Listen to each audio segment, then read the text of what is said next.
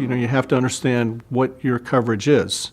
If you're one of the principals within your group, you probably understand exactly what your coverage is, and you're probably involved in that decision making. But if you're just a physician practicing in that group, you may not be aware of any of these pitfalls. You may be totally unaware and unprepared for the fact that as you enter into virtual medicine or telemedicine world, that you really don't have the coverage that comes along with you.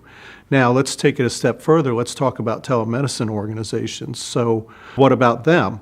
If they are relying on their physicians to have their own malpractice insurance, then the physician himself may not realize he doesn't have coverage that's 24/7. He has a scope of duty restriction. He may tell the telemedicine organization that he has coverage and not to worry about him, and they may take that at face value. And then when the claim comes in, that claim will be denied by his carrier because it's outside of scope of duty and he's uninsured.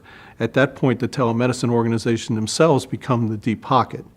Take it one step further, and if I'm a telemedicine organization and I have 4 providers who touch the same patient, but through the telemedicine service, and we all get sued, and each of those providers is covered by a different insurance company or not covered at all, now we have really no ability for joint defense. So now each of those providers are going to have lawyers that say it wasn't my person's fault, it was somebody else's fault, or it was the telemedicine organization's fault.